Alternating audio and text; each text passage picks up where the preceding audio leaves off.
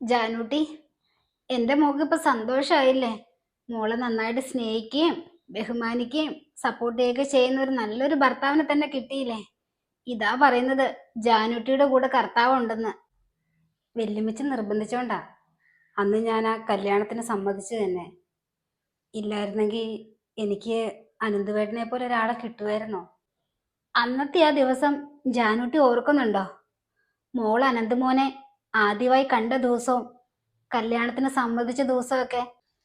ആ ദിവസം എനിക്കെങ്ങനെ മറക്കാൻ പറ്റുമോ വെല്ലുമ്മച്ചി? അമ്മായി കാരണം എനിക്ക് കിട്ടിയ സ്വത്താണ് എൻ്റെ അനന്തുവേട്ടൻ. എല്ലാ ദിവസവും ഞാൻ ആ ദിവസം ഓർക്കാറുണ്ട്. വെല്ലുമ്മച്ചി എന്നെ നിർബന്ധിച്ചില്ലായിരുന്നെങ്കിൽ ഒരിക്കലും എനിക്ക് അനന്തുവേട്ടൻ്റെ സ്നേഹം അനുഭവിക്കാനുള്ള ഭാഗ്യം ഉണ്ടാവുമായിരുന്നില്ല. എല്ലാം കർത്താവിൻ്റെ അനുഗ്രഹ ജാനുമോളെ. ഇനി ബാക്കി കൂടി അങ്ങേര് നോക്കിക്കോളും. എൻ്റെ ജാനൂട്ടി നന്നായിട്ട് പഠിക്കണം, പഠിച്ച് നല്ല മിടുക്കിയാവണം. എന്നിട്ട് നിങ്ങൾ രണ്ടുപേരും സന്തോഷത്തോടു കൂടി ജീവിക്കണം.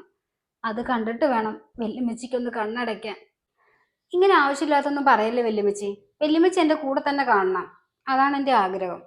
ആ, അത് കൊള്ളാം. കർത്താവ് വിളിച്ചാ എനിക്ക് പോകാതിരിക്കാൻ പറ്റുമോ എൻ്റെ ജാനൂട്ടി? അങ്ങനൊന്നും എൻ്റെ വെല്ലുമ്മച്ചീനെ കർത്താവ് വിളിക്കുകയില്ല. ഇനി വെല്ലുമ്മച്ചിയായിട്ട് വിളിപ്പിക്കാതിരുന്നാ മതി.